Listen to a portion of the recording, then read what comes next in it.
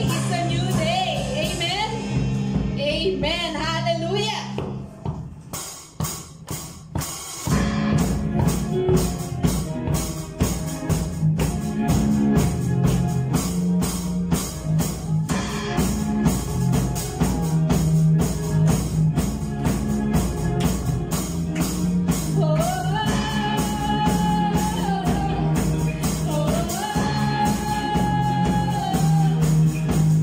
This is the day you made.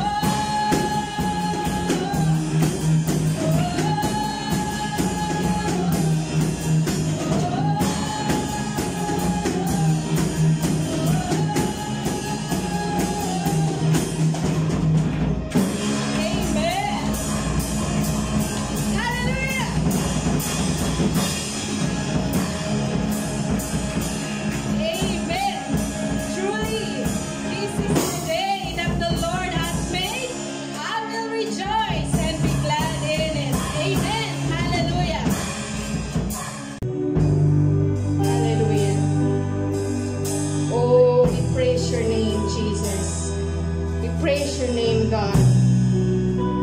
Hallelujah.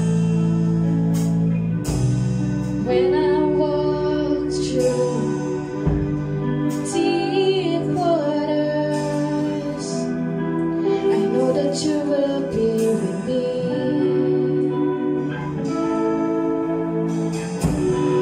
When I'm standing in the fire, I will not be overcome. Through the valley of the shadow, I will not fear. I am not alone. I am not alone. You will go before me. You will never leave me. Sing it, church. I am not alone. I am not alone. You will go before me. You will never leave me. Yes, Lord. In the midst of deep sorrow, I see your light breaking through. Dark night, not overtake me.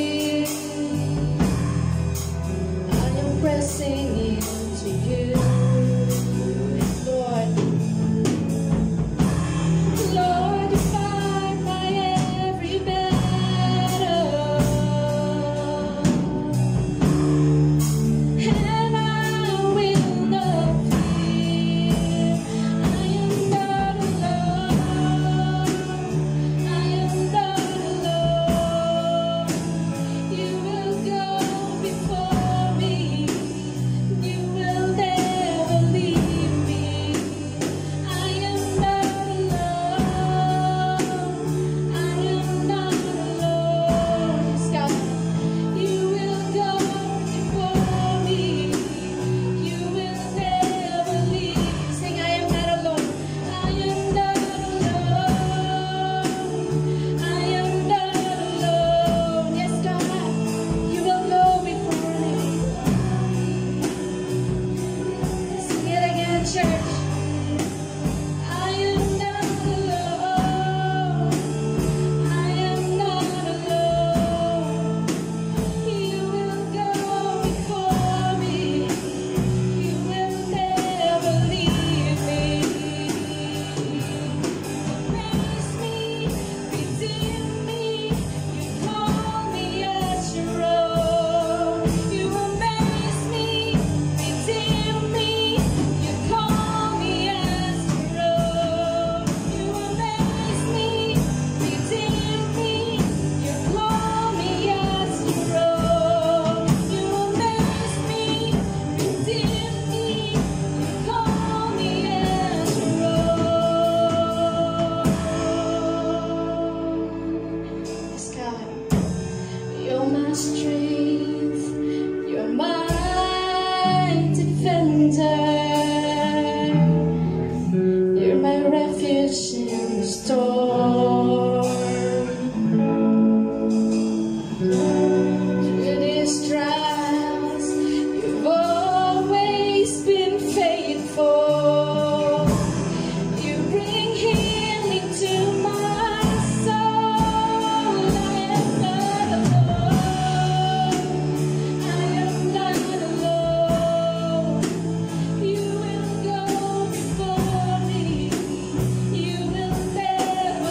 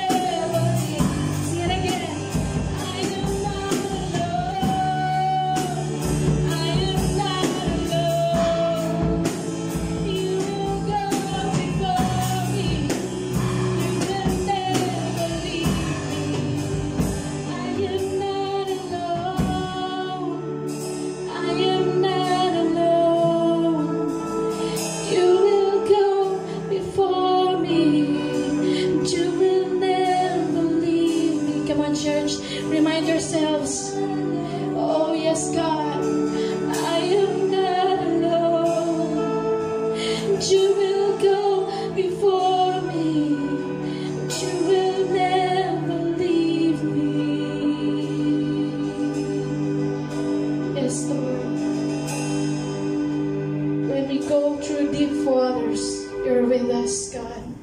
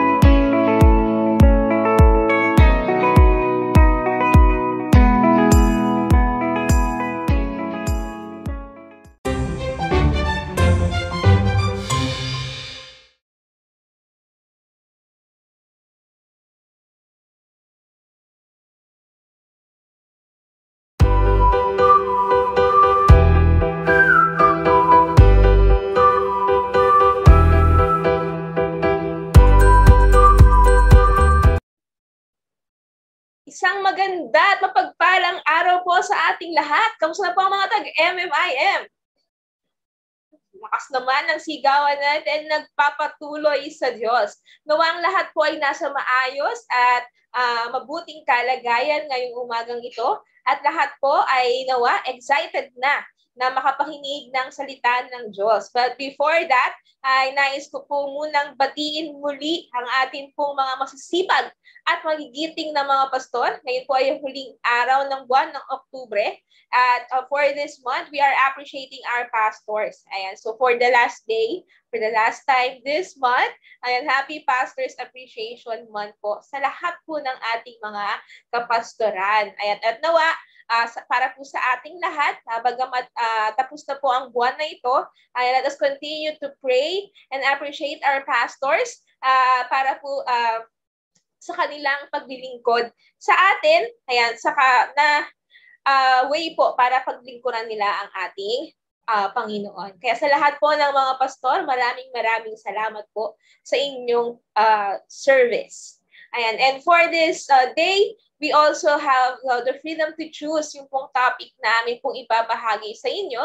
At meron po tayong napakagandang mensahe na mapapakinggan ngayon. And bago yun, syempre, sisimulan ko na naman sa tanong. Ayan, I don't know if you have, but meron di bang mga ngayon, quiz na lumalaganap sa Facebook, actually kahit hindi sa Facebook, yung mga how kind is this, how ganyan, yan. Tapos may lalabas na percent. Ayan, itong nakaraan, I came upon a quiz, an online quiz, quote-unquote quiz. Ayan, at ang tanong doon is, how good are you? Parang, are you a good person? Ayan, yun yung tanong. And then yung mga tanong sa quiz na yun, it revolves around a question na, sino yung bibigyan mo ng pera, tapos papipiliin ka mga types of people, yun bang ng lilimos, na 40 years old na tao, kaya yung tumutugtog sa kalye, tapos may latas sa harapan niya, kaya yung ganito. Yan, may mga tanong din kagaya ng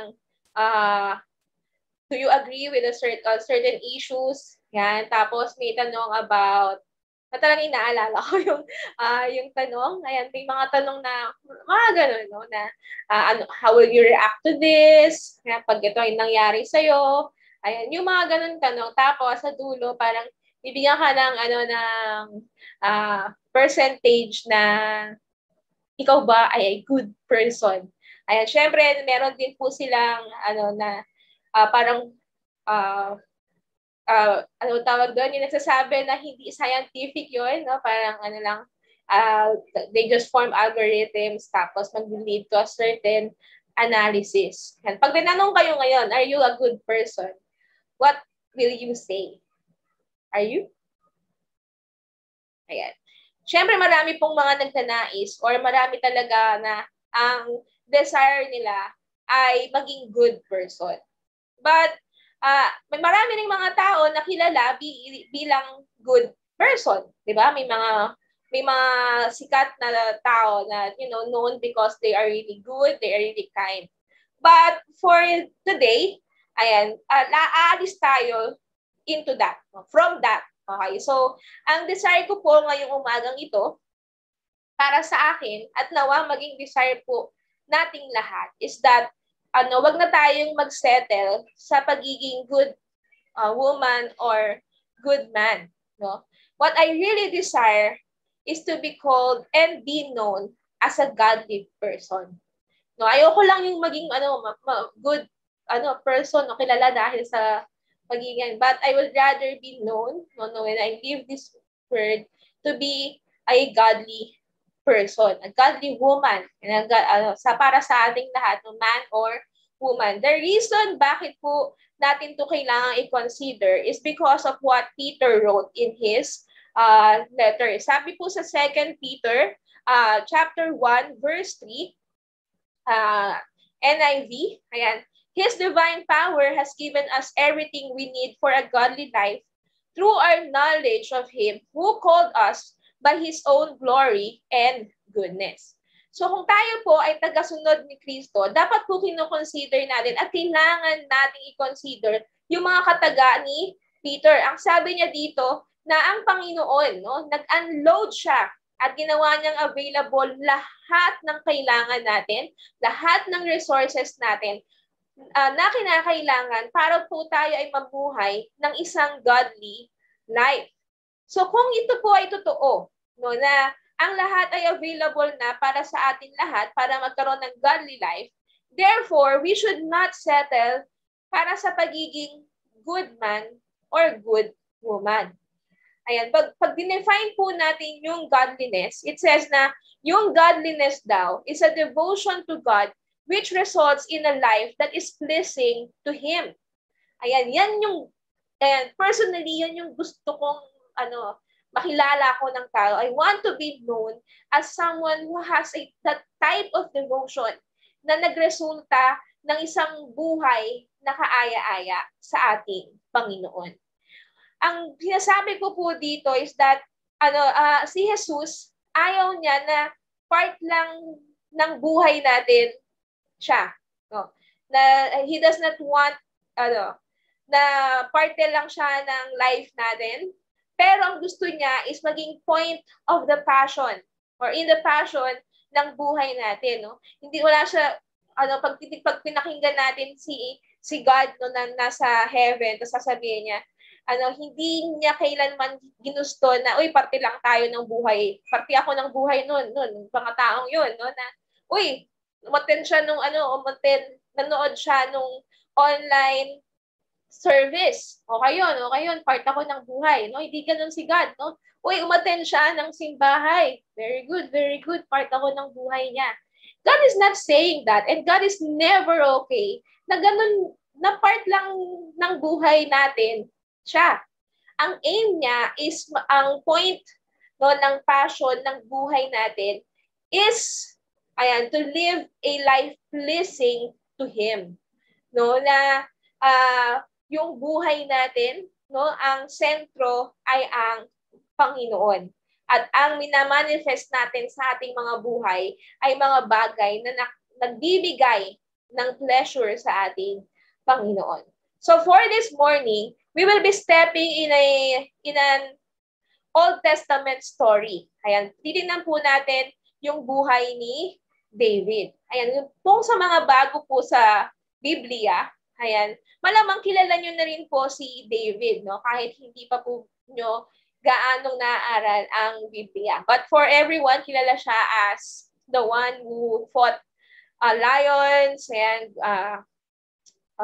Goliath. And talagang maganda pong pag-aralan yung buhay niya and maganda pong matutunan, no? It's a great person para po may matutunan tayo. Ayan, and si David din po, pag nakita rin naman po natin sa Bible at nakita na natin, is that kilala rin siya because yung pong reign niya as king is the best na nagkaroon po ang Israel. Diba? He is the second king. Well, technically, because God chose him, ayan, people are saying that he is the first king because God really chose him and he was anointed. Pero yun pong sa record, ayan, pangalawa siyang king ng nation ng Israel. And then yun pong kinonsider siya as the best king ng Israel. And because yung Israel po ay naging isa sa mga dominating force sa mundo. Noon pong siya ang hari nito, no? And he was also labeled by God na sinabi niya, he is the man after my own heart. Yan. Si God mismo ang nag-label sa kanya. So today we're going to look at 2 Samuel chapter 6. At bago po yan, tayo po muna ay humingi ng gabay sa ating Panginoon. Aming Ama, marami pong salamat dahil alam po namin, bagamat kami po ay physically magkakahiwa-hiwalay, alam po namin nakasama ka namin ngayong umagang ito. We pray, Lord God, that you continue to give us wisdom. Ihanda mo ang aming puso at isipan upang sa amin pong pag-aaral ng iyong salita, malutunan namin ang nais mong malaman namin. Ito po ay pumasok sa aming puso at isipan, and then later on, magamit po namin bilang pagpapainam ng amin pong paglilingkod sa iyo. We also pray, Lord God, na sa lahat po ng aming gagawin sa simpleng pag-upo at pakikinig namin, ito po ay magbigay ng glory sa iyo, Panginoon. Marami pong salamat at alam po rin, we also pray, Lord God, na ikaw din po ang mag-alis, Lord God, ng any hindrances na pwedeng mangyari, Lord God, sa amin pong pakikinig. Yung focus namin, Lord God, ay ituon mo lamang sa iyo. At ang iyong lingkod, Panginoon, ang iyong tagapagsalita, ay patuloy mo pong gawing daluyan ng iyong kapangyarihan, ng iyong pag-ibig, Lord God, sa pamamagitan ng mga salitang bibitawan ngayong umagang ito. Marami pong salamat, Panginoon. Ito po ang aming dalangin sa pangalan ni Jesus. Amen and amen. Kaya, so simulan po natin yung pag-aaral natin sa pagbabasa ng 2 Samuel chapter 6 verses 1 to 11.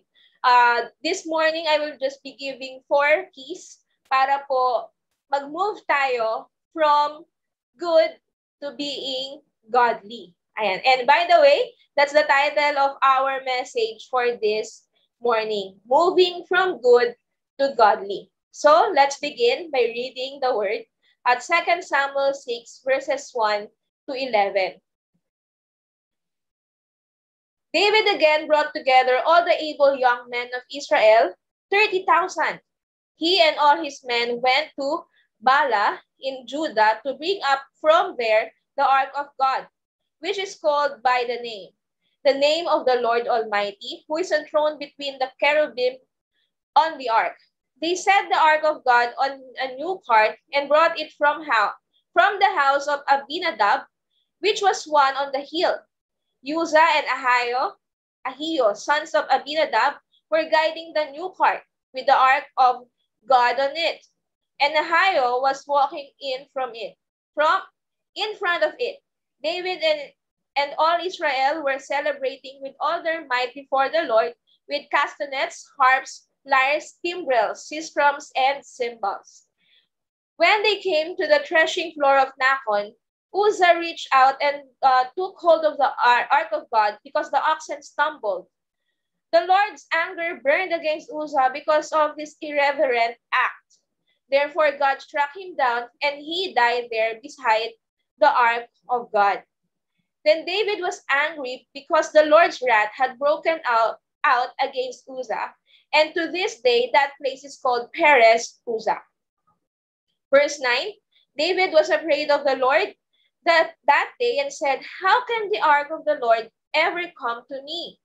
He was not willing to take the ark of the Lord to be with him in the city of David. Instead, he took it to the house of Obed-Edom, the Gittite. The ark of the Lord remained in the house of Obed-Edom, the Gittite, for 3 months, and the Lord blessed him and his entire household. So as I've said, I will be giving us 4 keys paano po mag-move out from being good to being godly. And as we also study these keys, makita rin po natin yung pong malaking difference from being a good person to a godly person. And ang first key po natin is prioritize God's presence. Ayan. Yun pong story, no? Bakit natin sinabing prioritize God's presence?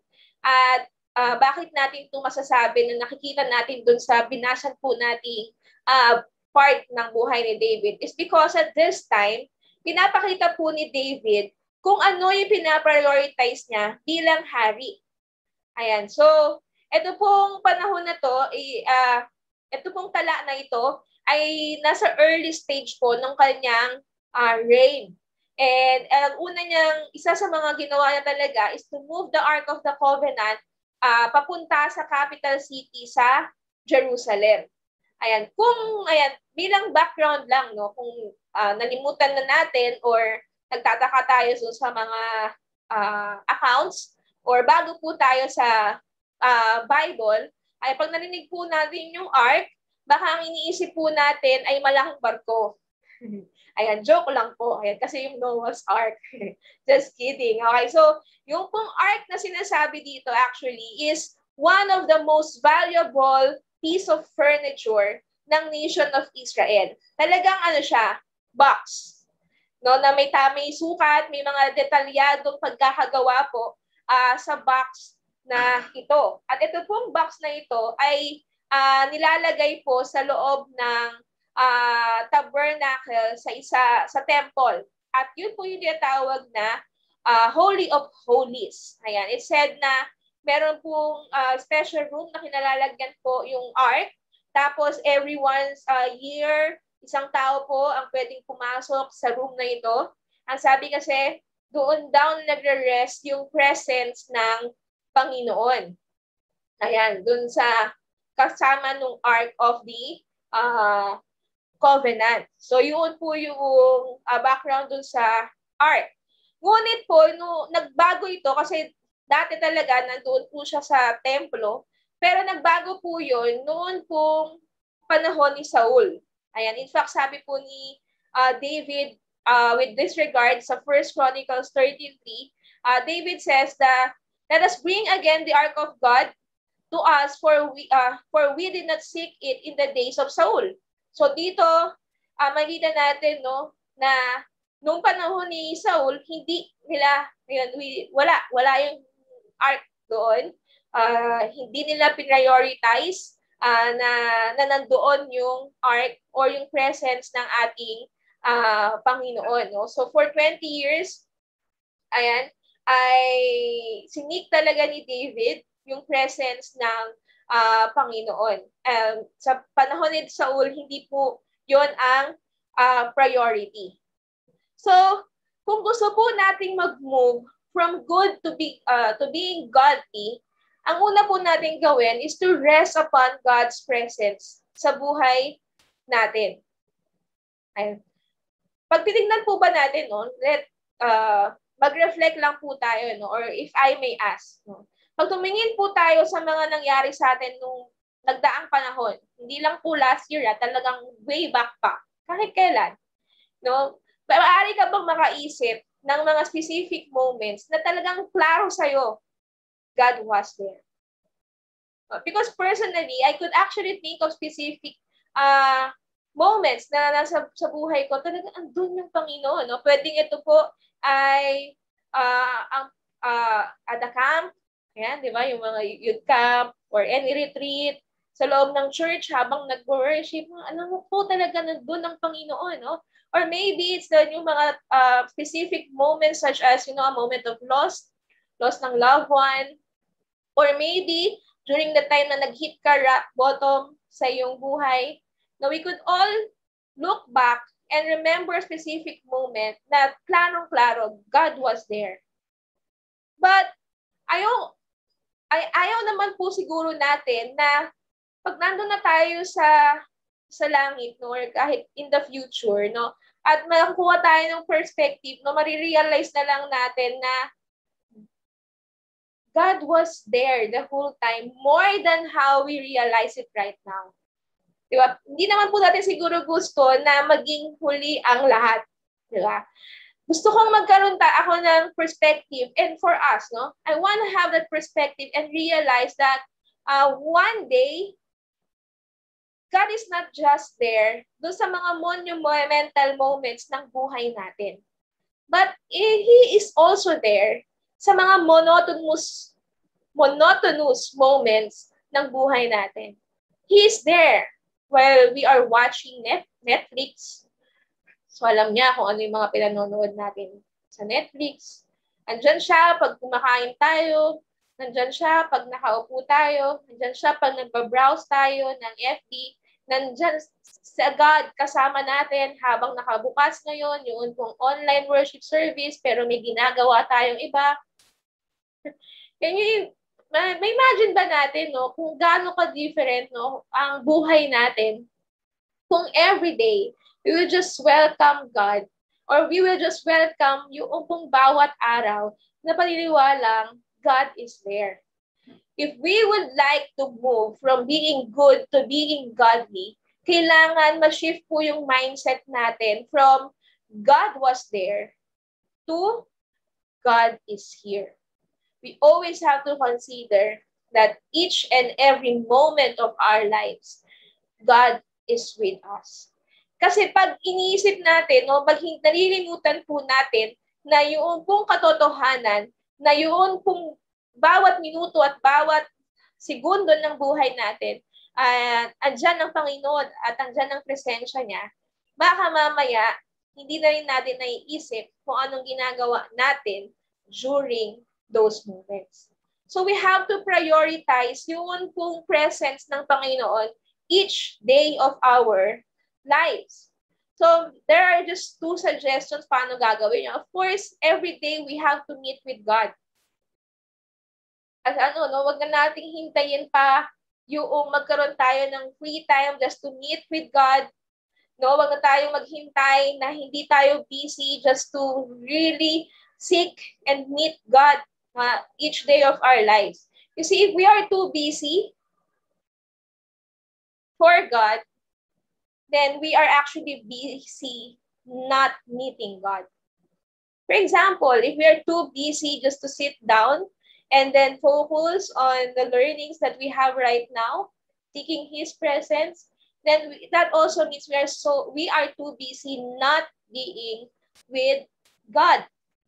And then, secondly, ang second suggestion is do not leave God at home. No? O kaya, after meeting God, do not leave Him there. Ayan, in other words, nung napagtayo mo, iniwan mo si God, no? Na parang na hindi mo na siya kasama. No? Na parang, ang isang analogy dito, alam niyo po yung pet, yung aso na pet, di ba? Na parang minsan nagiging ganun na rin si God, na pag alis mo ng bahay, naiiwan yung pet, tapos nakatanaw lang yung pet sa bintana, tapos tinitingnan kang umalis. Tapos siya rin yung naghihintay pag uwi mo sa bahay para i-welcome ka. Wag nating gagawin yun kay God. No? When we meet with God, when the moment we stand up, God is with us. Yan. Wag natin siyang iwan doon. Let us prioritize His presence, no? Na each and every moment of our life, kasama natin ang Panginoon. At isik natin lagi, no? Damhin natin lagi yung presensya niya sa ating buhay. That will actually, marami po itong magagawa sa ating paraan po ng pag-iisip, sa ating pong paraan ng pagsasalita, kung ano po yung mga lalabas sa ating mga bibig. Marami pong magbabago sa the way we actually communicate with people or how to treat people when we actually know that, and believe that God is with us all the time. He is the silent, silent listener to every conversation that we have. He's a silent witness to every actions that we take. So, wag po natin kakalimutan na i-prioritize yung presensya ng ating Panginoon. Second key para po makapag-move out from good to godly is to tremble at God's holiness. Sabi po sa verse 3, ayan, tingnan natin kung ano nangyari habang minumove po nila yung Ark of Covenant. They set the Ark of God on a new cart and brought it from the house of Abinadab, which was on the hill. Uzzah and Ahio, sons of Abinadab, were guiding the new cart with the Ark of God on it. And Ahio was walking in front of it. Here's the thing. So meron pong grupo dito ng tao. And then nakaisip sila ng paraan na, you know what? Maybe there's a faster way para ma-move natin yung Ark of Covenant from here to there. Ba't ko po siya sabi yun? Because, you see, yun pong Ark of Covenant was also designed and there is a specific instruction paano mo gagawin yung pag-move. Yung pong Ark of Covenant, meron siyang rings sa gilid, tapos may poles. Ayan, pati yung poles actually kasama po doon sa design. Tapos doon ilalagay yung pole and then yung poles na yon ay magre-rest sa mga shoulders ng bubuhat nito. Nasa instruction din na walang pwedeng humawak noon kung Ark of Covenant. And that's how you are going to transport the ark from one place to another. But here's the thing, sabi ko nga kanina, may grupo ng tao dito ngayon sa istorya natin na naisip nila na parang may mas madaling paraan. Bakit hindi natin siya ilagay sa isang cart, tapos yung cart ay hihilahin ng mga ox, and it's going to be faster. Diba? Minsan, yung kung ganitong pag-iisip, yung kind ng thinking, ay minsan parang tayo. Kasi Lord, alam ko po yung gusto mong ipagawa, but alam ko po kung paano gawin ito. Di ba? May mga ganyan pong mga moments sa buhay ng mga anak ng Diyos. Ayan, at ang dito po kasi, ang problema naman po dito sa situation na ito is that, hindi naman talaga parang naging stricto masyado si God. No? Pag po ba kayo tinanong, kasi ang naging nangyari po dito, noon pong tumagilid kasi yung cart, magtitilt dapat, si Uza ay tinangkang saluhin at syempre, balik. And God was so angry, tapos he struck Uza, and then Uza died. You see, the problem here was not God. The problem here was Uza was so careless. And maybe he misunderstood, or he has this wrong view of who God is. Maybe he knows that God is good. God will be the one to bless them kung nandiyan po yung ark. Pero yun hanggang dun po natigil yung kanyang view about God. You see, yung view po natin kay God, yung relationship natin kay God, ang magde-determine of how we actually view who God is. And our view of God determines our response to Him. Kung ang pagkakakilala lang po natin sa Panginoon, di ba, may ganyang dilema, is that God is love. Tapos nalimutan natin na God is just. Then, yung pong mga responses natin sa Kanya will only revolve around that idea. We don't have that full view of Him. You see, pag sinabi po ditong tremble at God's holiness, hindi po ibig sabihin lang nito yung natatakot, yung takot, yung may fear na kung ano yung gagawin mo. Well, of course, there is, because we know that God is just, and He is the one who has that power to put some consequences dun po sa mga bagay na ginagawa natin. Right? So, parang it's like knowing an authority.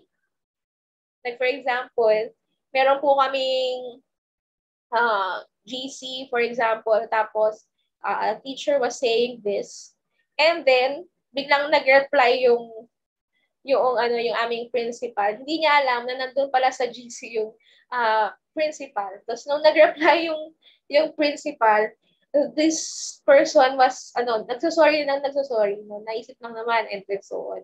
Why? Nagkaroon bigla ng takot. Why? Because he or she, not giving any clues, ayan, because yung person ay alam niya na nandun siya sa presence noon pong isang tao na may authority to determine what will happen next. So, meron yun, pati po sa Panginoon, no? Ganon na ganon yung pong nangyayari.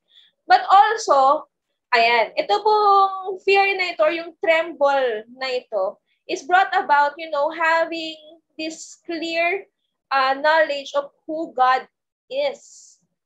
Hindi lang siya yung, hindi siya hari na kagaya ng mga kilala nating hari or head of state and so on. More than that pa ang ating Panginoon.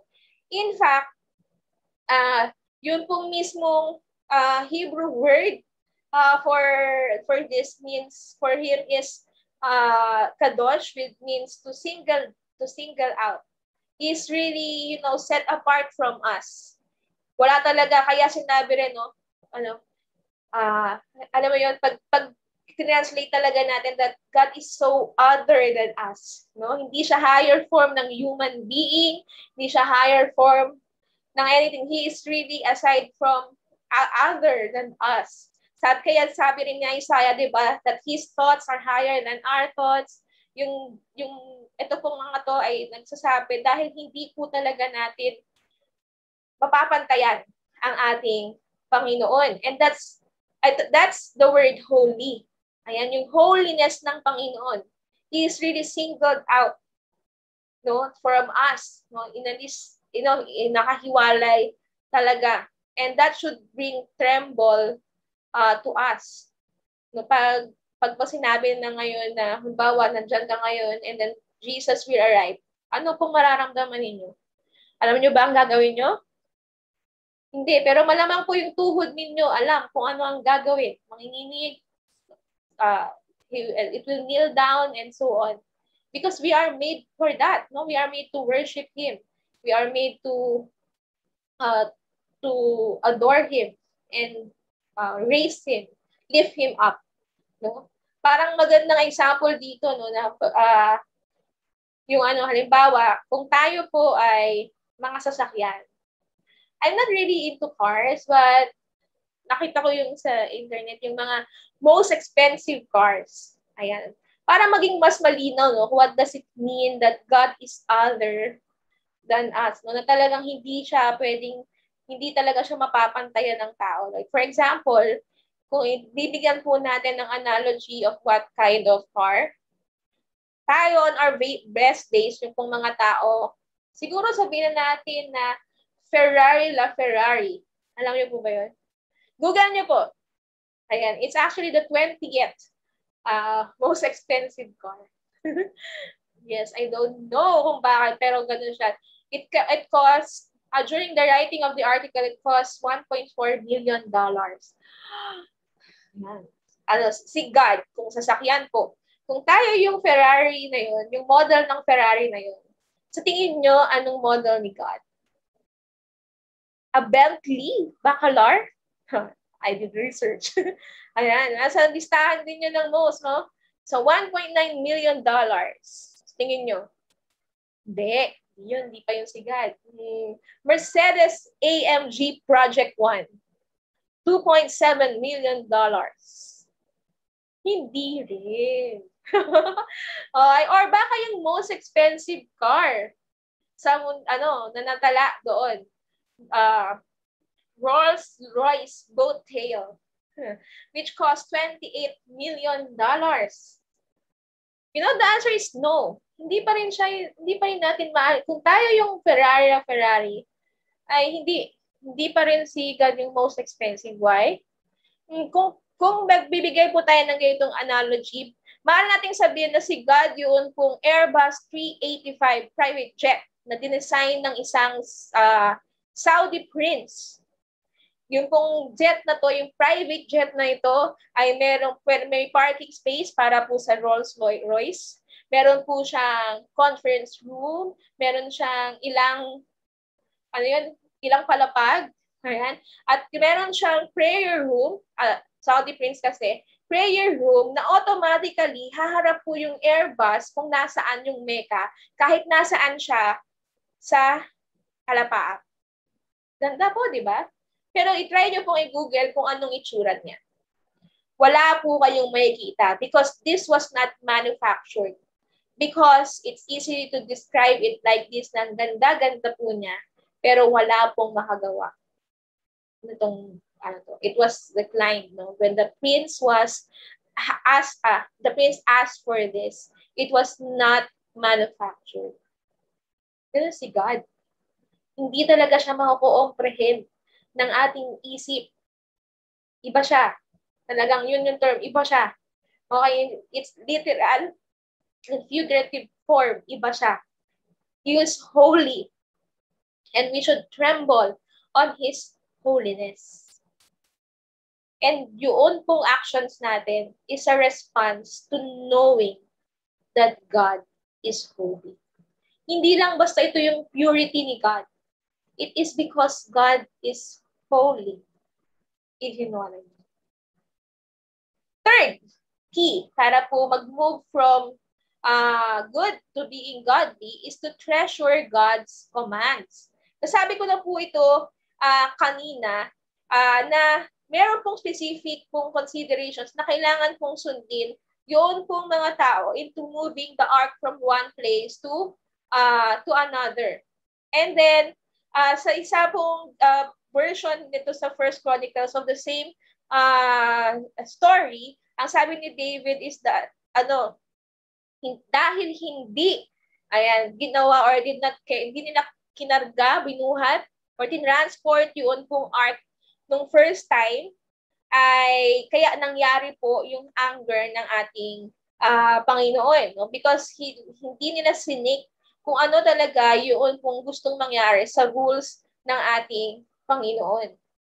So, noong pong second time, sinecure na nila po yung ark in the way na nais po ng Diyos. No? Kung ano po talaga yung kinumand ng Panginoon. May ginamit na po nila yung post, kinary nila ito with their shoulders. Okay? And alam po natin kung ano pong naging result nito talaga, masayang-masaya sila. They were singing, they were praising God, they were really happy. In fact, magpapakita talaga to ng obedience at saka joy married together. No, talagang pag may obedience, may joy. Talagang talaga yun, kita-kita talaga yun sa middle. Yan. So, yan po yung yun pong gustong mangyari. We have to be careful with the commands of God. At gawin ito according to His will. Ayan. Kaya lang, nagiging problem po kasi, minsan ng tao, is parang yung sinasabi nga po nung isang philosopher, si John Paul Sartre, ang sabi niya, man is the dream whose project is to be God. Diba? Yung parang gusto nila sila yung Lord, gusto kong ma-accomplish yung will mo, pero sa paraang gusto ko. Ayun, ganyan yung ginagawa ng mga tao, no? Parang mas gusto nila masunod pa rin sila, no? At hindi po yun yung gusto ng ating Panginoon. When we say treasure God's command, una na natin na treasure. Pag sinabi natin treasure, we have to know the value of it. Alam natin kung gaano kahalaga na susundin natin yun pong mga commands ng ating Panginoon. If we are actually to seek God's commands sa kanya pong salita, no? Tapos sasabihin natin, ay hindi ako convicted sa sinasabi na yan. I did not feel, no, na pinagagawa yan sa akin ng Panginoon. Then there's a problem. There's a problem with our relationship with Him. Kasi yung commands ng Panginoon po does not depend sa ating pong feelings. Diba? No matter how we feel, no, we have to see God's command as something valuable na dapat nating sinusunod. No? We should not just, feel convicted about it. We should feel the value of it and then follow His commands. No? Hindi po pwedeng mag-bow down yung pong mga commands ng Panginoon sa feelings natin. Okay, kailangan yung baliktad po, no? Kasi pag hindi na po natin nararamdaman na yung conviction na yun to follow His commands, then maybe there's a problem with the heart. Baka masyado ng kalos yung puso natin para po sundin pa ang ating Panginoon. So we have to treasure His commands kasi alam natin na ito ay mahalaga. Alam natin na ito ay mahalaga dahil kilala natin yung nagsabi na nito, kagaya ng sinabi natin sa ating pangalawang key. We know Him, we know that He is holy, we know our relationship with Him, meron tayong tamang pagkakilala sa ating Panginoon, kaya alam natin kung gaano kahalaga ang kanyang mga will at ang kanyang utos. That's why we treasure it and follow it. See? Anong result nito? Joy. Obedience. Joy. Married together. Picture, no? Yung picture lang natin yung kung mga nangyari kala David. Nung papasok na po sila doon, talagang nagre-rejoice na, nag-aawitan sila ng malakas, nagsasayaw sila because of the joy that they felt.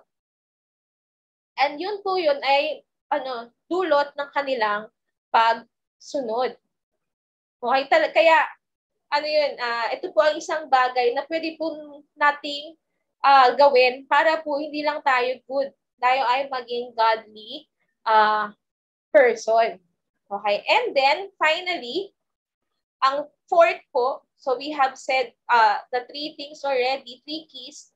The fourth and final key is to reject man's opposition. Ayan, magkadikit po kasi sila noon pong third, no? Ayan, yung treasure God's command. So, nandun na po yung picture kasi, di ba? Nagsasayawan sila, nagre-rejoice, nag-aawitan sila ng malakas kasama si King David. Imagine that David singing, dancing for joy on the street, no? While they were entering yun pong city. And then sa verse 16, ang sabi, as the ark of the Lord was entering the city of David, Michal, daughter of Saul, watched from the window, and when she saw King David leaping and dancing before the Lord, she despised him in her heart. Michal is David's wife. At ang term is despise niya si David nung makita niya na ito ay nagtatatalon, nagsasayaw at umaawit sa ating Panginoon. So, parang sabi niya, nahahiya naman. So, yan, no? Tapos related ako sa'yo, nahihiya rin ako para sa sarili ko. Ganun yung parang nangyari. Here's the truth about, here's the truth and a problem. Ayan. Na maaari po nating ma-encounter along sa ating pong pagsunod sa Panginoon. There's no problem. Ayan, wala pong magiging problema yung ibang tao sa atin kung tayo ay nagtatry lang na maging good person. If you're being a good man or a good woman, other people will have no problem with that. And, they will just say, good. Very good. No, i-comment ka nila. But, people will have a big problem, absolutely big problem with you, seeking to be a godly man or woman. Diba? Sasabihin ng ibang tao, grabe naman. Masyado mo namang siniseryoso yung Bible. Minsan nga, yung mga, Christians din, yung magsasabi sa kapwa nila, Christians niyan. Or others, no? Masyado namang holy.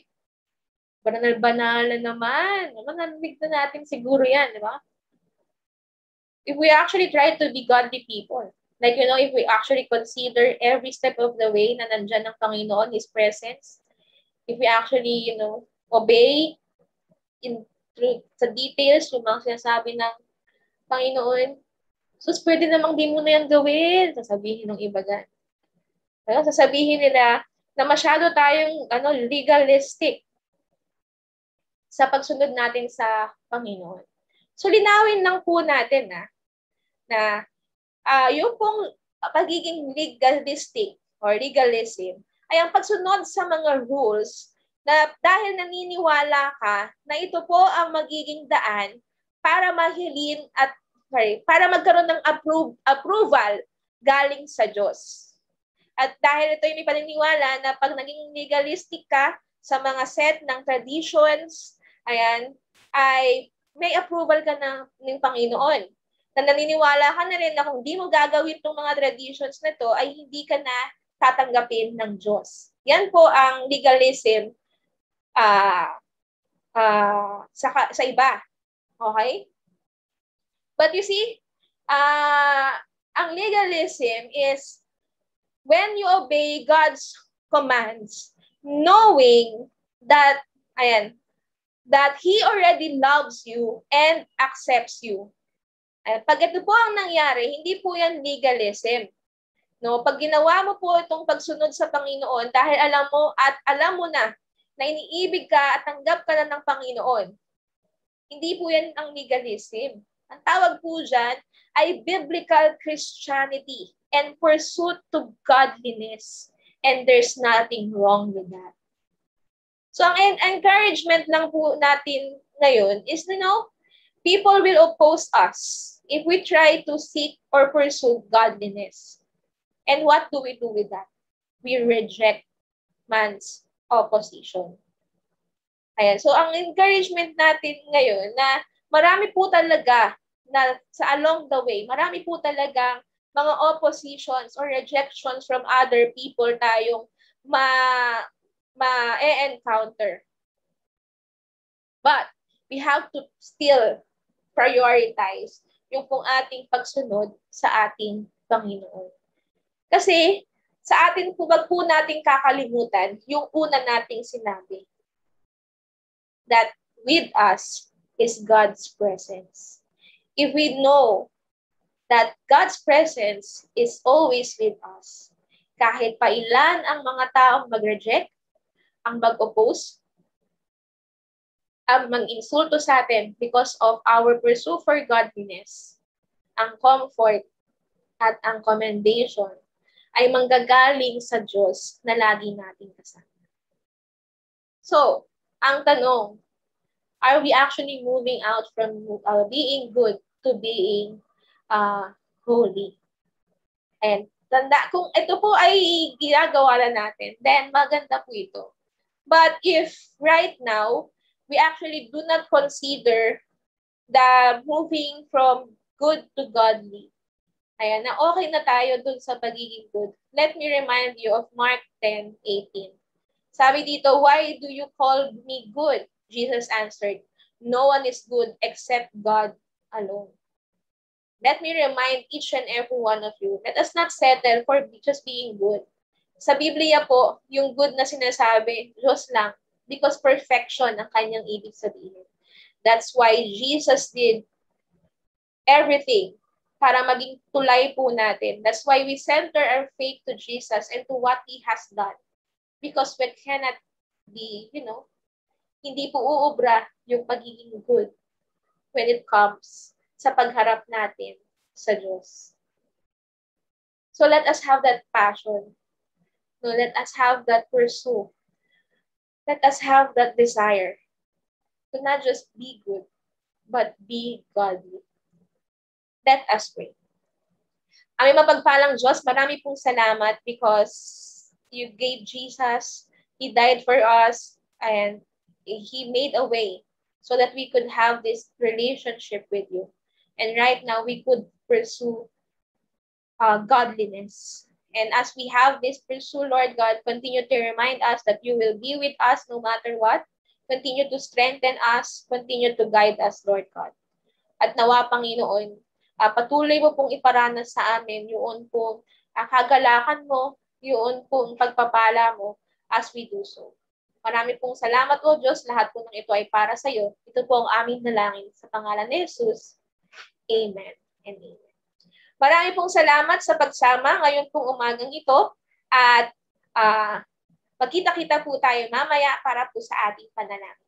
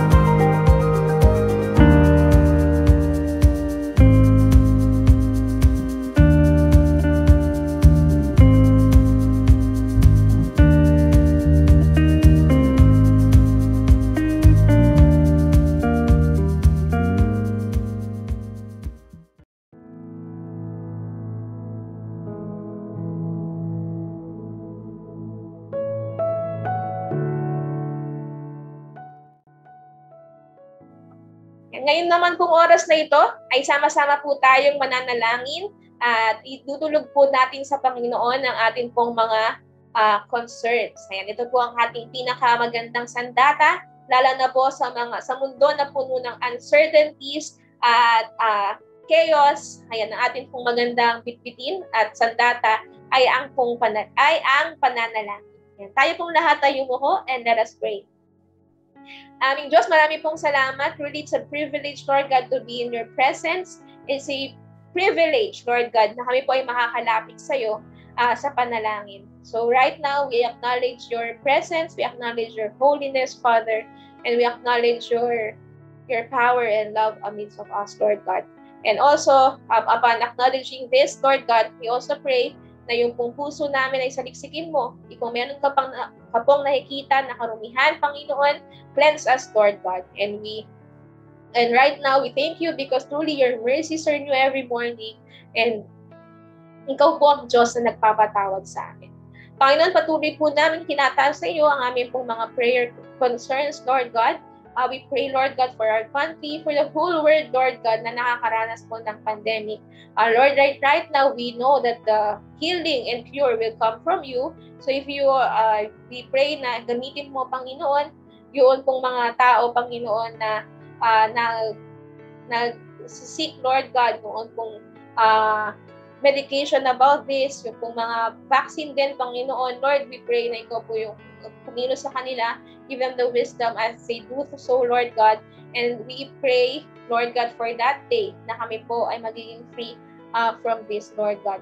We also pray, Lord God, yung pong mga tao rin na nagde-decide about sa status ng aming bansa, Lord God, from lockdowns, Lord God, to yung pong mga kailangan, mga do's and don'ts, Lord God, sa mga level ng ano po namin, ng lockdowns, Lord God. We pray na ikaw po magbigay ng wisdom din sa kanila so that yung pong mga result nito ay yung pong pinaka nakakabuti sa aming bansa, sa protection po ng mga tao.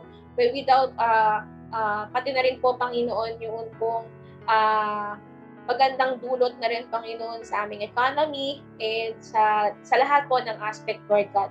We pray also that you make the people cooperative, Lord, at para po patuloy pa pong gumanda yung pong kalagayan ng aming bansa. We thank you, Lord God, because yung pong mga data shows na bumababa din, Lord God, yung pong mga number of cases. We pray na ikaw po yung patuloy na mag-ayos nito, ikaw po yung patuloy na pagaling din, Panginoon, sa mga affected.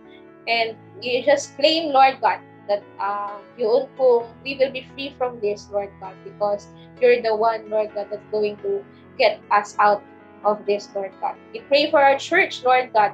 Continue to use us, Lord God, as a source of your comfort, your peace, and ikaw din po ang gumamit sa amin, Lord God, para po yung ibang tao ay yung pong trust nila ay malipat sa iyo, Lord God. We pray that you use us to continue to deliver, Lord God, your message sa mga taong hindi pa nakakilala sa iyo. And in times like this, use us, Lord God, as a source of life para po doon sa mga and hope, Lord God, para po sa mga taong naapektuhan pa ng pandemic nito. We pray for each and every people, Lord God, na meron po ngayong karamdaman. Lord, continue to heal them. Yung pong strength nila, ibalik mo, Panginoon. At we pray, Lord God, din sa mga naghahanap ng resources, trabaho, Panginoon. Ikaw po ang nag-lead sa kanila to a place na sila po ay magagamit mo sa iyong pong ministry. We pray for other prayer requests. Kung meron pong mga relational issues, Lord, ayusin mo ito. Kung meron pong mga nanghihina ngayon, palakasin mo, or nag-discourage, Lord God, send people to encourage them, Lord God.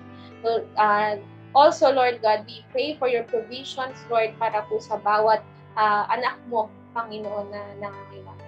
Marami pong salamat because we know if there are any other specific prayer requests na nasa puso namin ngayon, ikaw po ang tutugon na ito sa iyong pong perfect time, Lord God, in your perfect way, Lord. Marami pong salamat. We are claiming answers to these prayers and we are excited to hear testimonies, Lord God, of what kung paano mo po, Panginoon, tinugon ang mga panahon. Ito po ang aming dalangin, tinataas po namin ito sa pangalan ni Jesus. Amen. And marami pong salamat sa pagsama po ngayong umagang ito at nawa lahat tayo ay pagpalain ng ating Panginoon. Totoo po, every day is a new day. Amen? Amen. Hallelujah.